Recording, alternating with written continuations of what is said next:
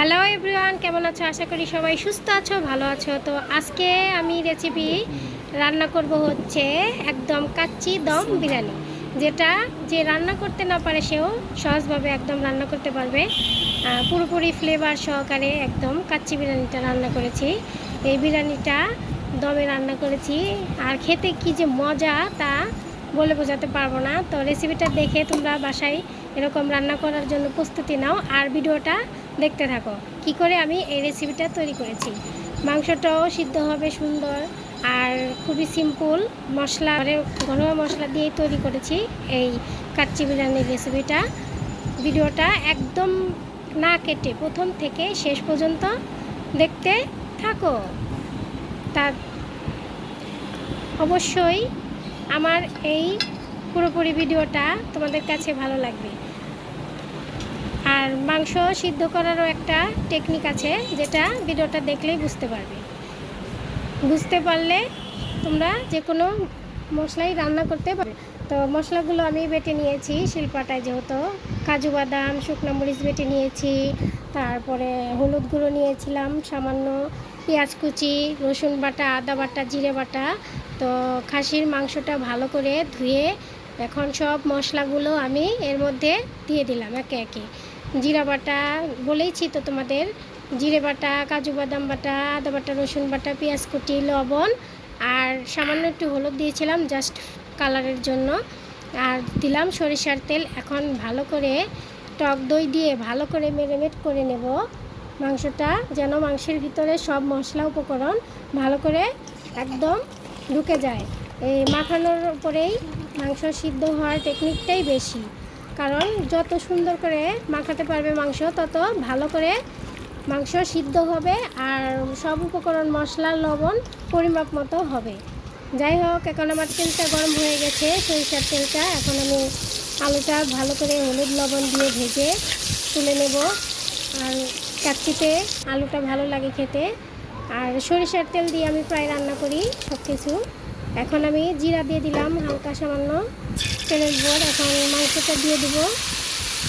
জিরাটা অপশনাল, নাও দিতে পারো, তো আমার ভালো লাগে তার জন্য দিলাম।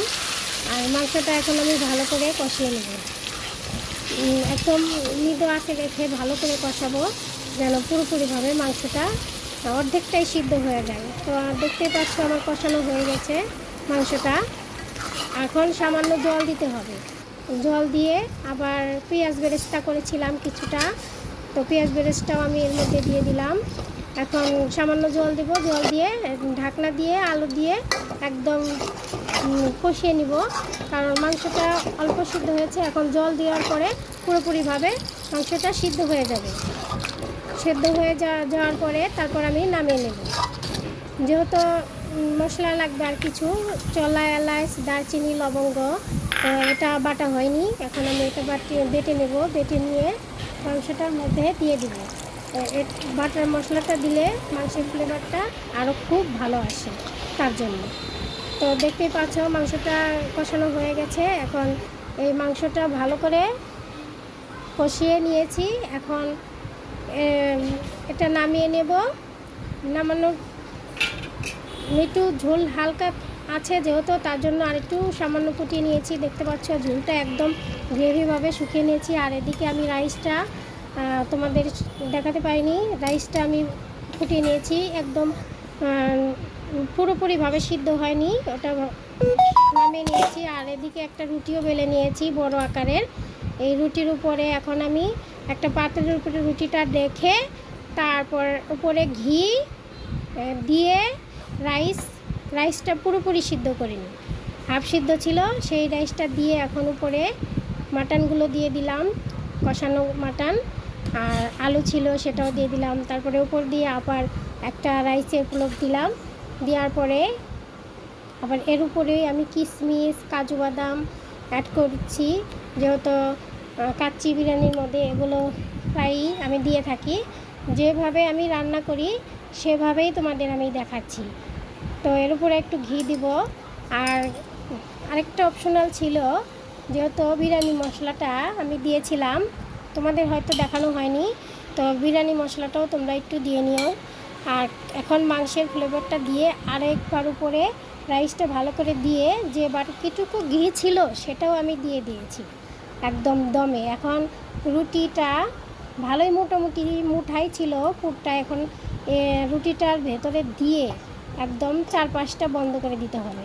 আমি যেরকমভাবে দিচ্ছি তোমরা সেরকমভাবে দিও বন্ধুরা, তাহলে দেখবে একদম চারিপাশে সিদ্ধ হয়ে যাবে, আবার রাইসটাও সুন্দর হবে। ঘি দিয়েছে যেহেতু একটা দারুণ ফ্লেভার আসবে।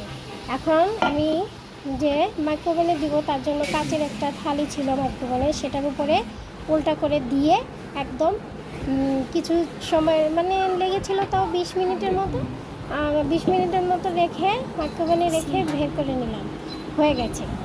আর তোমরা প্রাইলে চুলায়ও দিয়ে এটা চুলায় দিলে মনে হয় 40 মিনিট লাগবে, এটা চুলায় দিয়ে তোমরা নামিয়ে নিতে পারো। তো রুটিটা এরকম হয়েছে দেখছো, আমি ছুরি দিয়ে তোমাদের কেটে দেখাচ্ছি কতটা সুন্দর। আর যখন আমি এটা পর্দাটা খুললাম তখন একটা দারুণ ফ্লেভার হচ্ছিল, মনে হচ্ছিল পুরোটাই আমি খেয়ে ফেলি। তো ভিডিওটা তোমাদের অবশ্যই ভালো লাগলো আশা করি।